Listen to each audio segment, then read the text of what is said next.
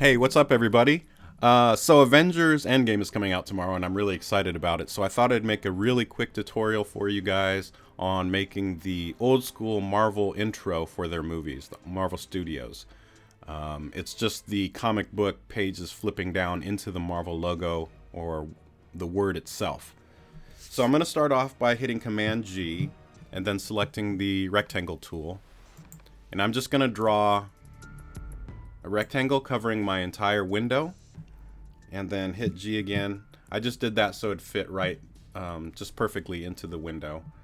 I'm gonna hit Q, select the color, then I'm gonna go into gradient under the effects menu over here, and it's gonna start from black to white. I'll double click the white and select a dark red and hit OK.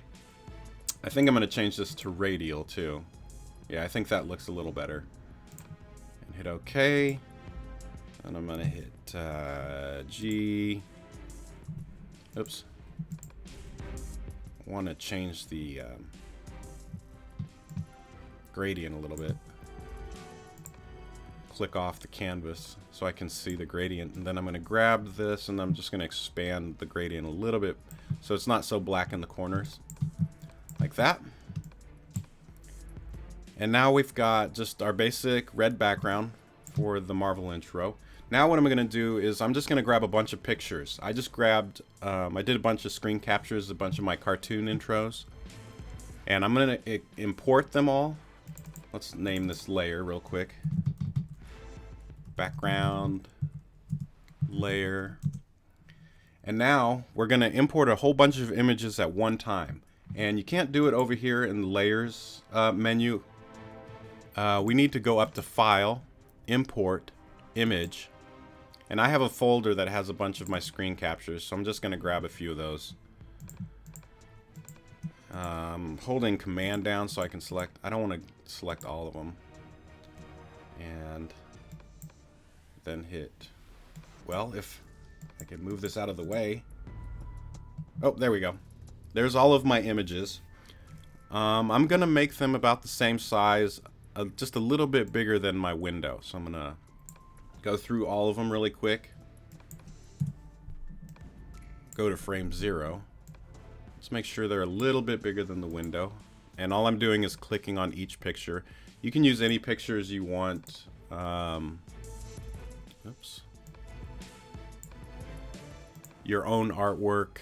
Pictures of your cats, cars, whatever. This is just going to be a tutorial on showing you how to kind of use masking to put your images into text, basically. And blow that up. Getting them all a little bit bigger than the window because I'm going to have them drop into the screen. So... And this would be easier if I would just made them all the same size to begin with, but I didn't. So, but you can see they're all outside of the window.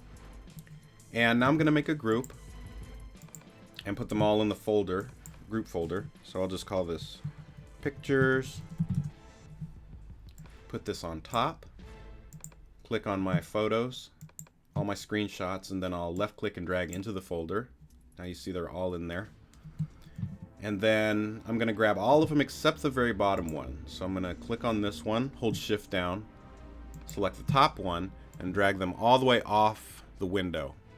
Just making sure they clear the window up here. So here's my first picture. So now what I'm going to do is I'm going to animate all of these photos kind of flipping in. So I'm going to go to frame 6, and I'm going to select the second one from the bottom. And then I'm gonna just click and drag. I'm holding shift so it doesn't move over, and drag it into the window like that. Then I'm gonna go to frame 12, select the next photo, click and drag that down, holding shift. Oops, you know what? I have to go back. I need a starting and stop position for each photo. So I've dragged that first one down to 6. Now on my third photo I need to make a start keyframe. So I need to click on it while it's on 6 and then go to 12, then drag it down. Like that. Go to my next photo, click on it so it creates a start frame. Go to 18, drag it down. And we're just going to keep doing that for every one of them. So click the next photo, click on the picture to start it, go to the next keyframe in the timeline, drag that down. Go to the next photo, click on it to start frame, move down the timeline, drag it down. Click on the next one, click on the photo to start the keyframe and drag it down after you go to the next timeline. So you can see there's always like 6 keyframes in between each one. So select the picture, click on it once to start, move the timeline, drag down. Photo, keyframe, timeline, down. I know I keep repeating myself, but I'm just making sure that you guys get all that. Drag that down. And then the last one, click on it, go to the next frame, drag it down. So now basically we just have our photos just dragging down into the window. Like that. But now we want them to cycle as well. So I'm going to go to the last keyframe, which was 60. I'm going to right click on it and say cycle. And we'll just leave it at 1. And to save some time, we're going to select that keyframe that has a cycle on it and do a Command C for copy. Then we're going to go to our next picture down and then do a Command V to paste, still on 60, so it repeats. And I'm just going to keep going down each picture and doing that. So it repeats there, repeat. All I'm doing is pasting that cycle frame on frame 60. And we don't need it to do that on the last one. The last one's going to stay still. So if we hit play on the timeline, it's just going to keep cycling photos over and over and over. Like that. So those are our images. But now we want to mask it out into our text. So Marvel is what it would be. But I'm going to use my name, or my cartoon name, and type in Pop2gi. So I'm going to go back to frame 0. And I'm going to go to create new vector, or I mean a new layer. And we're going to do text, which is at the very bottom. That's going to open up our text window. You can see I have Stan Lee typed right there. But I'm going to type in Pop2gi. And I'm using a really thick font. You're going to want to use a thick font so you can see some of the image through the text. Impact is a really good one. It's really thick and it's used for a lot of movie posters and stuff like that. So I'm going to put my caps lock on and type in Pop2gi. I'm going to hit OK. Doesn't matter what color it is. We'll just leave it like that. And we're going to drag it to the very bottom. We need to put it in our pictures folder and drag it to the very bottom. And because our pictures and our text are all in the same group folder, we can now mask the pictures through the text. So we're double click our group folder, click masking, and then hide all and apply. And oops, I accidentally dragged the text out of the folder. Let's do a Command Z and undo. That's why it didn't work. There we go. Now you can see. Let's undo everything. See that? I didn't have the text. The T should be aligned with the little JPEG pictures. So now we know that it's in the folder. So let's try that again. Double click the group folder, masking, hide all, apply. Oops. For some reason it's doing it, trying to mask this first picture. So see how it has that little plus sign? Because I messed it up the first time. So we'll go into masking and then we'll click mask this layer and apply. So now all of the picture layers, you can see this little half circle. It's half white, half gray in each one of the pictures. That means that it's being masked. And the one thing that has a plus on it is our text. So that's what they're all being masked to. So now if I play the animation, you can see that our text is inside of the Pop-Toogie, which is cool. That's exactly what we want. But I want to put a little stroke around the text, but I can't do it on my original Pop-Toogie text because all that's going to do is make it part of the mask. So if I double click that and click stroke and make the stroke bigger, all it's doing is, you can see right here behind it, is the stroke is masking out more. So we don't want to do that. So let's cancel that. We're going to duplicate the Pop-Toogie text like this, and then we'll double click it, and we'll go under masking and say don't mask this layer, and then hit apply. And then let's drag it to the very top. So now it's just that gray text. We want to double click it, turn off the fill, and turn on the stroke. So there's the stroke right there. And we can make it, I don't know, I think probably white is better. So now we have a white stroke, and turn off the fill.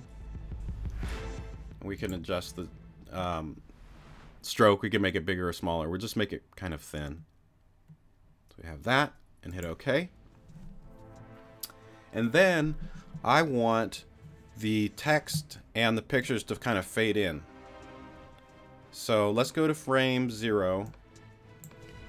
And now we're going to double click the group folder, not any of the pictures or anything inside. I'll collapse it so you can see that we're working with just the folder. We'll double click the group folder. We're going to click allow animated layer effects. So we need that on for this to work. Then we're going to change the opacity to 0 and hit apply. And it's going to make it look like it disappeared. Well, it did disappear. And then we'll go to frame 36 or so, wherever you want it to reappear. We'll double click the folder again. Then we're going to type in 100 and hit apply. And OK. So now it doesn't look like it in the preview, but it's actually going to start fading inward into full opacity to frame 36. So if I go about halfway, if I render this, Command R, it's going to be 50%. See that? And then at 36%, if I render that, it's going to be at full opacity, like that. So even though we can't see it, it's fading in. And then I think on the Marvel intro, it turns white. It starts covering up the pictures. So we'll go down the timeline somewhere. Actually, go to frame 0. We need to make one more text or Pop-Toogie text image. So let's go back to frame 0. Let's go ahead and duplicate that one that has the stroke. Double click that. Turn the fill on. And we're going to make it white. You can double click in here and then just choose white and hit apply. OK. And let's make it visible for a second too. Let's go to General, the General tab. Allow animated layer effects. And it's at 100 opacity, and hit OK. So on frame 0, you can't see it because it's being masked, I think. But if we go to frame 1, you can see there's a white Pop-Toogie text. But we do want to hide this. So we'll go ahead and go to the General tab. Make sure allowed animated layer effects is turned on. Set the opacity to 0. Apply. Hit OK. Then we're going to go on our timeline, and normally we would make this longer, but I'm going to go to 144. I'll double click that, the white one, General tab, and then I'm going to click and type in 0, even though it doesn't really do anything, and hit apply. Oh, actually, you know what? We're going to have to do the reveal one. So let's go to 168. Type 100 in the opacity and apply. And hit OK. So now it made a keyframe to show it's visible. So we need to go back because we didn't have a keyframe on keyframe 1, we need to make it invisible from 0 to 144. So double click that, general, and we'll type in 0 and hit apply. There. So now it has a start frame of being see-through, 0 opacity, all the way to 144. And then at 144, you'll see that it starts, it looks like it just pops in the white, but again, this is just because it's not rendering the opacity change. So from 144 to 168, like 156, the white's going to be kind of covering it. So if I command R, you can see it's starting to fade in, and it's going to become solid at 168. And by 168, when it turns solid white, we want this to be moving a little bit. So we're going to go to 168. We're going to grab the group folder, because everything's in it already, and we're just going to grab a corner and make it a little bit bigger. That's just going to make it look like it's moving inward a little bit as it fades in. So let's go ahead and render this. I'll go ahead and export animation. I'm going to go to frame 240, or actually 200. Render at half frames just so we can kind of see it come in a little faster, or render faster. Marvel intro. Okay, so we'll go ahead and render that real quick.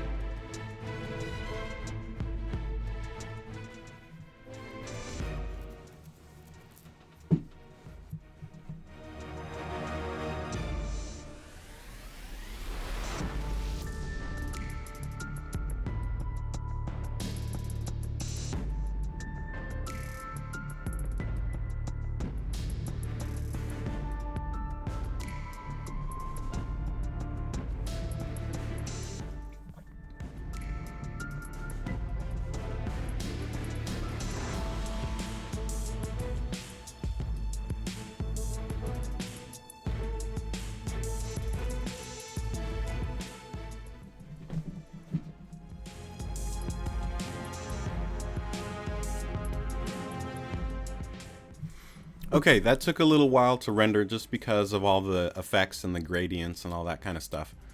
But let's check that out. So you can see right here from the beginning, it fades in. And it's starting to zoom in also. And then it fades into white. Now you can stretch that out quite a bit if you want. I'm just doing this really fast so you can kind of get the visual effect of it.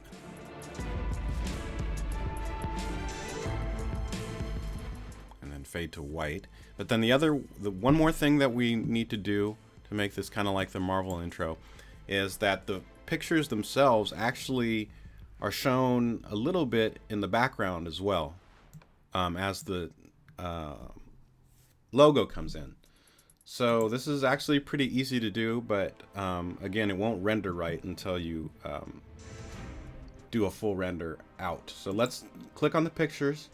We're going to duplicate that whole folder, and then on the bottom one, let's go into the bottom folder, and we're just going to delete all the text. So Poptugi here, delete that one, we're going to delete that one, and delete the mask also. Okay, so now let's double click that also, and then under masking, no masking in this group, and then apply. So now we have our images just flipping into the entire canvas just like before, with no masking at all. But we want to make sure that it looks like it's just in the background, kind of faded. So we're going to double click that folder.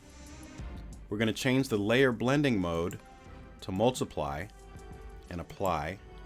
And then we're also going to turn the opacity to 50, so half. And then hit apply. And actually, let's get rid of the layer opacity altogether down here. So click on that and delete it so it doesn't fade in or anything. And let me see, we have to go in the timeline. Let me render it, Command R.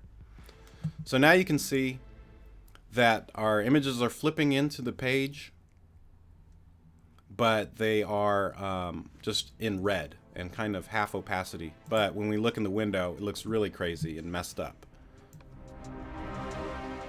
So now let's go ahead and render that out real quick.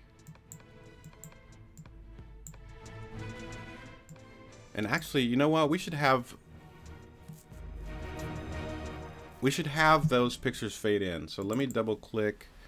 Let's change the opacity to 0. Hit apply. And then when the Poptoogie fades in, it comes in at what, 36 all the way? We'll double click our bottom group layer and type in 50. We only want it to show a little bit, and then apply. So then by the time that Poptoogie comes in, the background red will be at 50%. So let's export that animation real quick.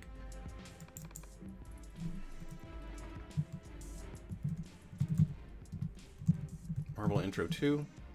Again, this is going to take just a little while because there's a lot of pictures, a lot of graphics. The layer blending modes and stuff are kind of real labor intensive too. So let's see what this looks like.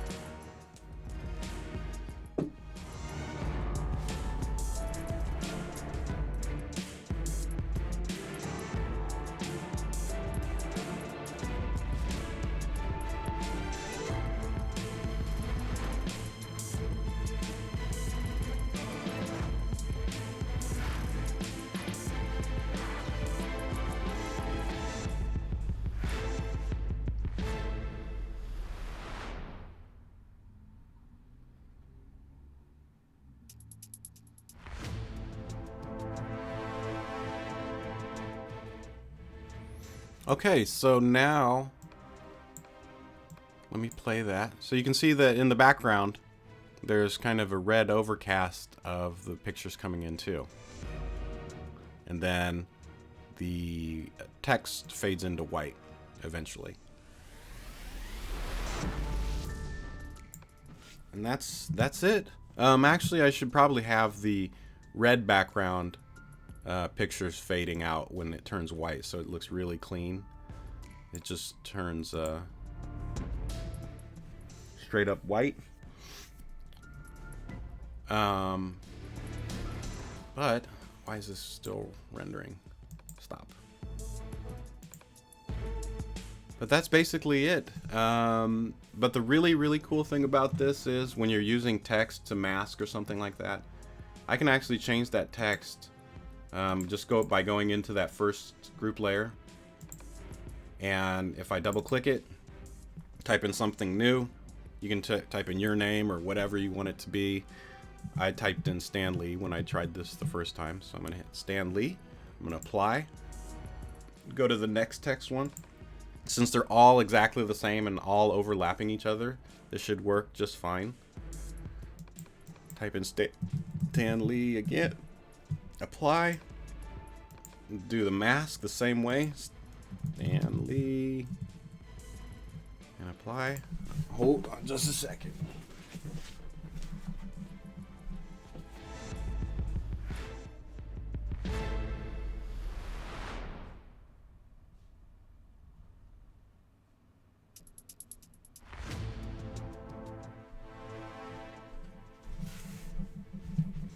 Okay, and after you've applied that to all three of them, let's go in the timeline somewhere and just render. You can see it works exactly the same. I don't have to do any redoing or you know, setting a whole lot of setup to have that same effect. You can swap the pictures out at any time too. You can actually just double click on a picture, click on the image, set source image, and then you can just choose a different picture. So let me choose, I don't know, I'd use this one and hit that and apply. That'll actually switch the picture. I didn't resize this one yet, so we can just resize it. I'm gonna move it up. Oops. And let's go back to frame 0. Make sure it's resized here.